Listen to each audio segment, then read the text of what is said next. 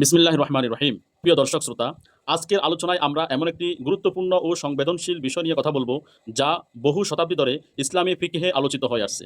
বিষয়টি হলো, সালাত ত্যাগকারী কি ইসলাম থেকে বের হয়ে যায়? প্রথমে বলে রাখা দরকার, বিষয়টি সম্পূর্ণ একটি ইজতেহাদি বিষয়। তাই আমরা এই বিষয়টির পক্ষে এবং বিপক্ষে উভয় মতই দলিল সহ এখানে আলোচনা করব ইনশাল্লাহ। প্রথম মতটি হচ্ছে, একদল আলেমের মতে ইচ্ছাকৃতভাবে সালাত ত্যাগকারী বড় কুফরে পতিত হয়।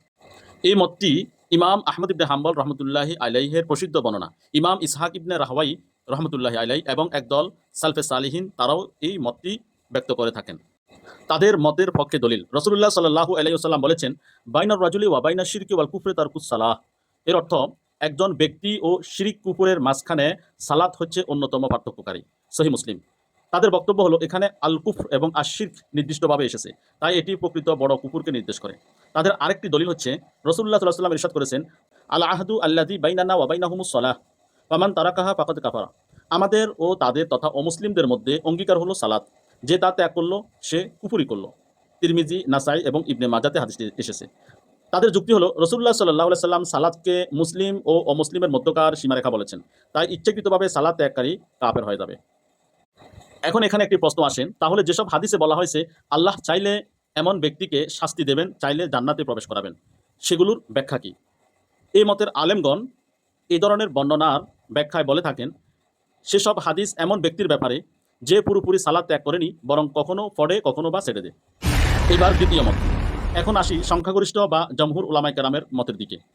ইমাম আবু হানিফা, ইমাম মালিক, ইমাম শাফিঈ এবং অধিকাংশ ফুকাহে কেরাম রাহিমাহুমুল্লাহ, তাদের মতে সালাত ত্যাগকারী ব্যক্তি কাফের হবে না, তবে বড় গুনাহগার হিসেবে সাব্যস্ত হবে। তাদের প্রধানতম দলিল হচ্ছে, হযরত উবাদা ইবনু সামিত রাদিয়াল্লাহু তাআলা আনহু থেকে বর্ণিত, রাসূলুল্লাহ সাল্লাল্লাহু আলাইহি সাল্লাম বলেছেন, খামসু সালাওয়াতিন কাতাবাহুমুল্লাহু আলাল ইবাদ ইলা কাউলিহি ওয়া মান লাম ইয়াতি বিহিন্না ফালাইসা লাহু ইনদাল্লাহি আহাদুন ইন শাআ আযাবাহু ওয়া ইন শাআ আদখালাহুল জান্নাহ। আল্লাহ ৫ ওয়াক্ত সালাত ফরজ করেছেন, যে এগুলো আদায় করবে তার জন্য জান্নাতের অঙ্গীকার রয়েছে, আর যে আদায় করবে না তার জন্য কোনো অঙ্গীকার নেই। আল্লাহ চাইলে তাকে শাস্তি দেবেন, আর চাইলে জান্নাতে প্রবেশ করাবেন। আবু দাউদ, নাসাই, মুসনাদে আহমদ তিনও হাদিস গ্রন্থে হাদিসটি এসেছে। এখন সংখ্যাগরিষ্ঠ ফুকাহে কেরাম বা বিশেষজ্ঞ উলামায়ে কেরামের এই হাদিসের ভিত্তিতে সুস্পষ্ট যুক্তি হলো, যদি সালাত ত্যাগকারী নিশ্চিতভাবে অমুসলিম হয়ে যেত, তাহলে তার ব্যাপারে এই হাদিসে আল্লাহ চাইলে জান্নাতে প্রবেশ করাবেন একথা বলা হতো না। আল্লাহ তাআলা পবিত্র কোরআনে ইরশাদ করেন, ইন্নাল্লাহা লা ইয়াগফিরু আন ইউশরাকা বিহি ওয়া ইয়াগফিরু মা দুনা যালিকা লিমান ইয়াশা।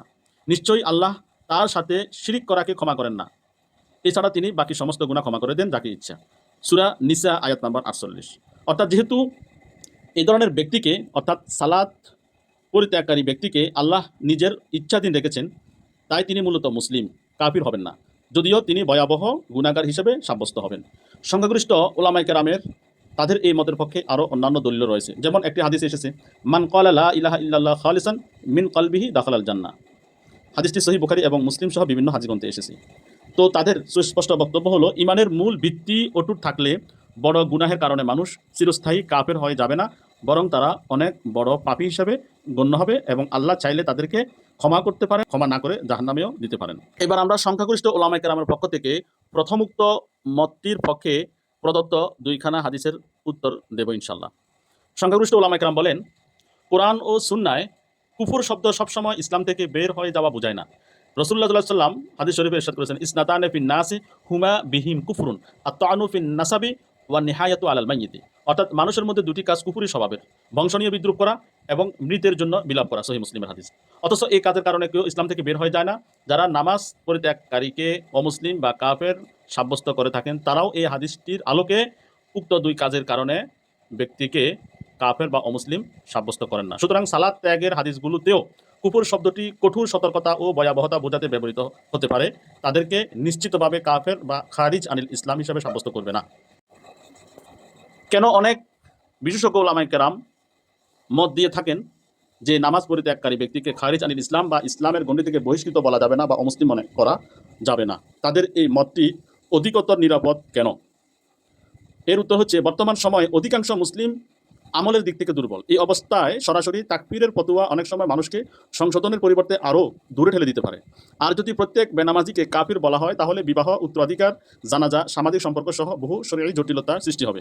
এই কারণে অনেক সমসাময়িক আলেম দাওয়াতি বাস্তবতার দিক থেকে জমহুরের মতকে অধিক নিরাপদ ও প্রজ্ঞাপূর্ণ বলে উল্লেখ করেছেন। তবে মনে রাখতে হবে যে এটি কোনোভাবেই সালাতের গুরুত্ব কমিয়ে দেয় না। শেষে আমরা বলবো, প্রিয় দর্শক শ্রোতা, এই মাসালাটি ইজতিহাদি মতভেদের বিষয়। উভয় পক্ষই কোরআন ও সহিহ সুন্নাহর দলিলের উপর নির্ভর করেছেন। তবে একটি বিষয় সকল আলেম একমত, সালাত ইসলামের দ্বিতীয় স্তম্ভ।